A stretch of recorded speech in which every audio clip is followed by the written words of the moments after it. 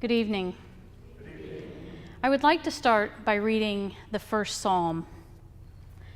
Blessed is the man who does not walk in the counsel of the wicked, nor stand in the way of sinners, nor sit in company with scoffers. Rather, the law of the Lord is his joy, and on his law he meditates day and night.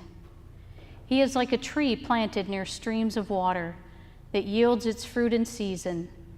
Its leaves never wither. Whatever he does prospers. But not so are the wicked, not so. They are like chaff driven by the wind. Therefore the wicked will not arise at the judgment, nor will sinners in the assembly of the just. Because the Lord knows the way of the just, but the way of the wicked leads to ruin. This is one of my favorite psalms because it really sums up my life. The way of the wicked leads to ruin. That's the way I was traveling for years, the way of the wicked.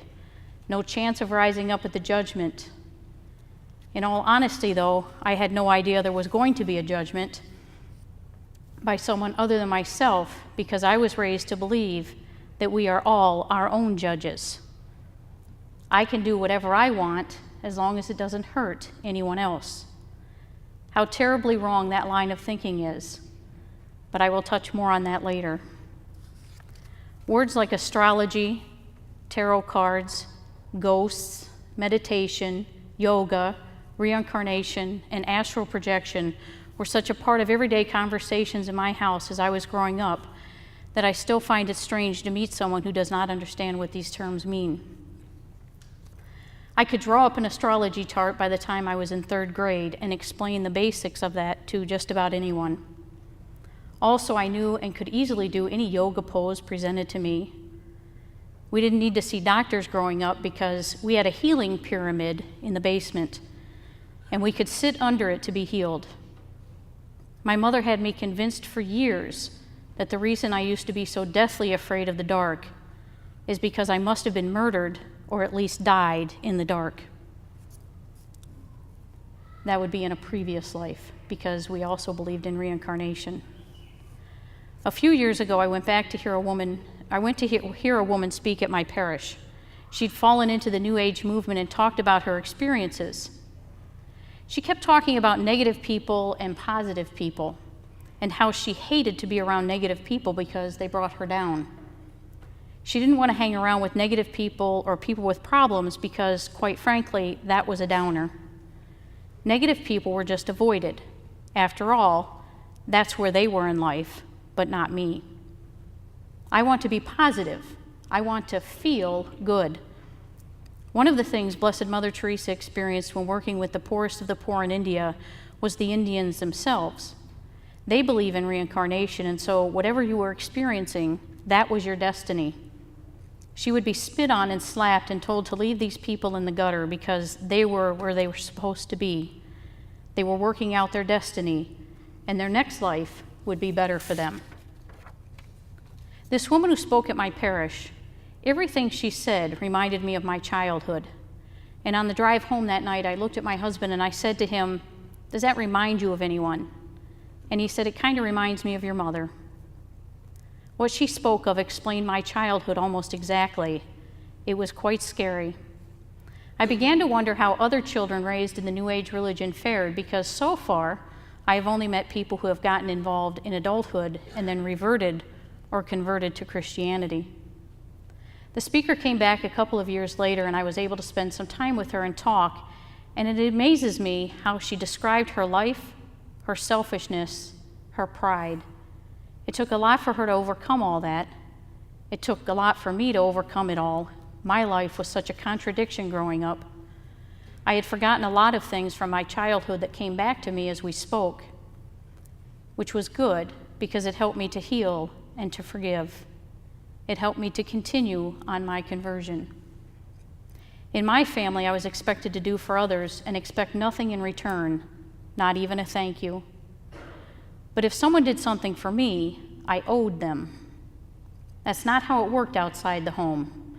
If I did something for a neighbor or for a teacher, I had always thanked them, but at home, or I was always thanked, but at home, While I was to thank others and repay good deed for good deed, I could not expect anyone to thank me or repay me good deed for good deed. Even as a kid, that made no sense to me, but it was my reality. Questioning it just got me a lecture about how selfish I was, which is negative. I had health problems growing up, like migraines and headaches, restless leg syndrome, pain all over my body. But ask my mother, and she'll just tell you that I was a hypochondriac. Negative.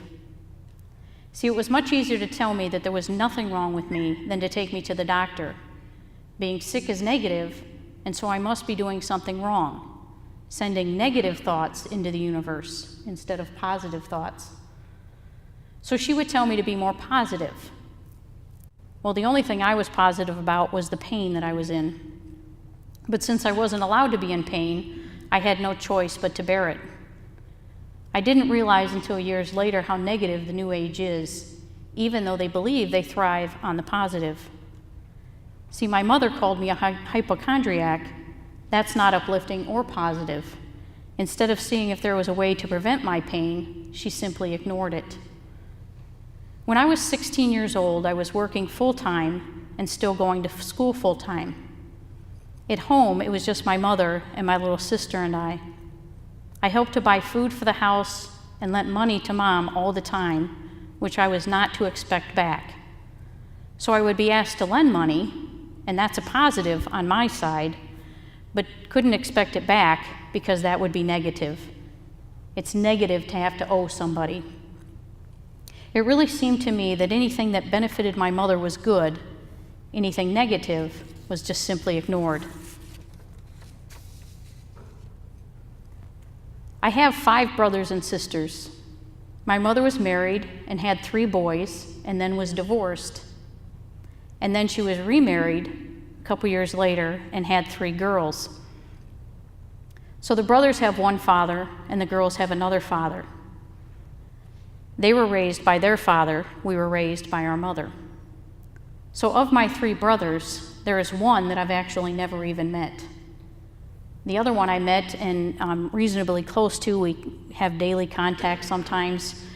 The other brother, we haven't had contact in many years, but that's starting back up again. So growing up, it was just my older sister, me, and my little sister. But we did not get along very well. And I did not understand that for a very long time. I really still don't understand it, but my sister and I, my older sister and I, have discussed it on numerous occasions. And really, there was just discord put between us by Mom. She would pit us against one another. It was just odd. And I look back on my childhood, and there's just simply seems to be no contact with my sisters, no memories of my sisters that are very good. My little sister and I fought all the time when we lived at home, but when we both had moved out of the house, we got along great and became close friends. We probably talked on the phone 4, 5, 6, or 7 times a week, and we were always joking around and having a good time. And in fact, calling one another, it wasn't a hello that you heard at the other end of the phone, it was laughter or the beginning of some joke that you probably missed part of because she started telling it before she answered the phone. So it was quite a blow to me when she died at age 25. Even though we knew she probably wouldn't live long after her heart transplant at age 20. She died 2 years after my daughter was born, and I named my daughter after her. My nephew, who we just were reconnected with, her son just had a baby a few months ago, and he too named his baby after his mother. Losing my little sister was a great tragedy in my life. It took my older sister and I considerably longer to become friends and get along together. It wasn't that there was any kind of a rift between us. We didn't argue, we didn't do anything like that, we just didn't talk. It was the same way with my mother for a very long time.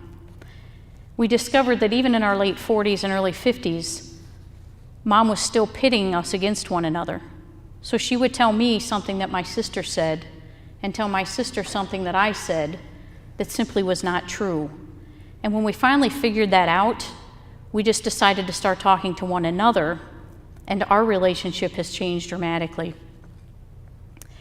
It took me a long time to figure out why my little sister and I got along so well, but it took my older sister Shay and I so much longer.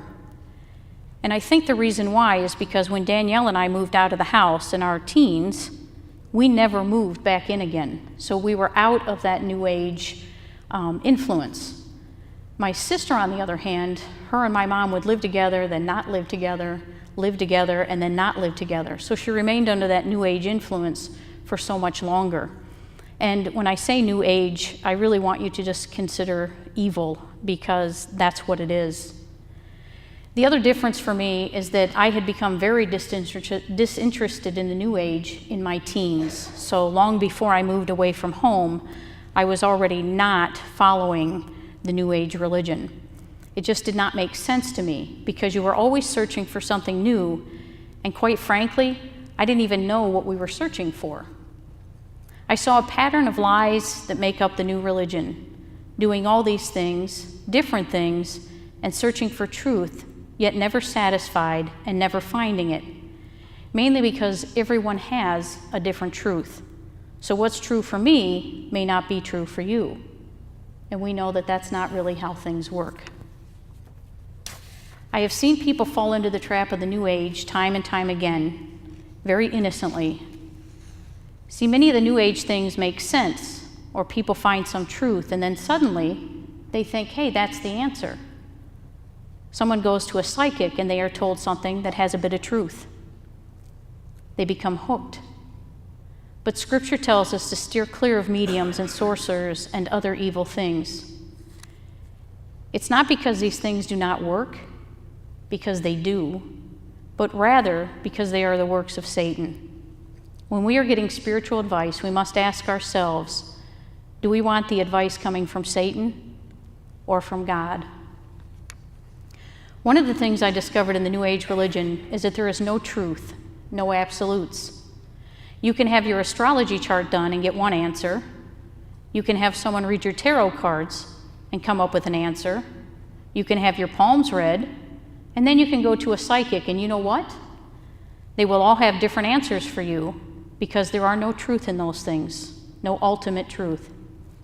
Now, my older sister hung on to her belief in astrology after she became a Christian. And she said to me once, look, I know you don't believe in astrology, but I know that it works. And I looked at her and I said, I know that it works. I have no doubt that astrology works. I honestly believe that in a lot of cases, astrology gives you the answers that you are seeking. The problem with it, though, is that Scripture tells us explicitly that it is not supposed to be done. Since it's not supposed to be done, the spirits that are assisting with it are not going to be spirits of God, but spirits of Satan. I had what I considered two major problems growing up. I was deathly afraid of the dark, scared out of my mind when the lights went out, and this went on into my 20s, until I finally just told myself how ridiculous it was and that I just needed to get over it.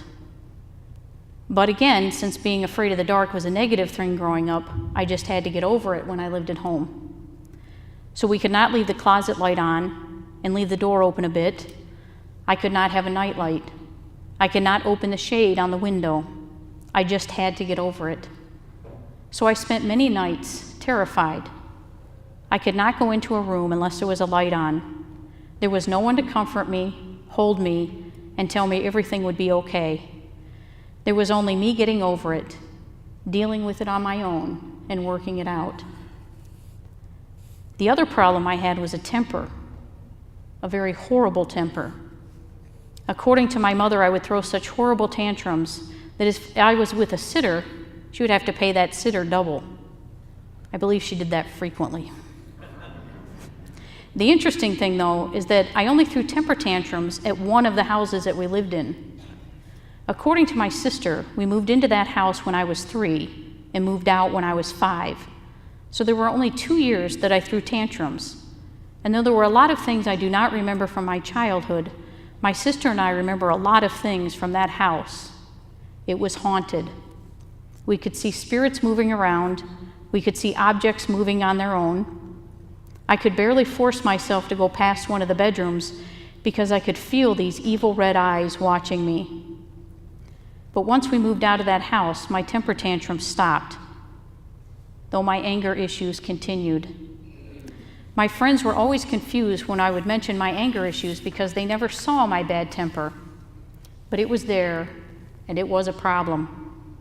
Ultimately, going to confession is what helped me to overcome my anger and to heal me. As I got older, kids being kids, staying the night with friends, we would experiment with things. I remember going into the bathroom at a friend's house, several of us, and looking in the mirror with the lights out. I don't know if anything ever appeared in that mirror because the whole thing freaked me out. First of all, we were in the dark. I do remember my friends screaming and all of us running from the bathroom. Another time we played with a Ouija board. Those things are extremely demonic. Again, God tells us not to seek spirits, so when you are playing with these things and spirits are giving you answers, it is not the good spirits giving you the answers because they are obedient to God. It's the evil spirits. These types of things are doorways into evil. The New Age religion left me always uneasy and anxious. This is completely opposite of what Jesus Christ does for us. I am sure you have heard this before. Jesus brings us peace. If you are stressed and anxious, run to Jesus, because that is Satan messing with you. What I've learned since I became a Christian is that things are much easier in regards to getting answers. First of all, I know that God is truth. God is love. God is just beautiful. And so when I want the truth, I go to God. I can go and sit in church because He is in the tabernacle. I can go to adoration because He is in the monstrance. I can go to Mass and receive Him in the most blessed sacrament. I can pray the rosary, and Mother Mary takes me by the hand and leads me to her Son. Jesus is everything. He is the way. He is the truth. He is the light. He is love. And He is mercy. Need an answer? Go to Jesus. Only in Jesus is there truth. Outside of Jesus, anything outside of Jesus is false. How do we know what is of Jesus or not? Jesus has given us the Catechism of the Catholic Church to confirm or deny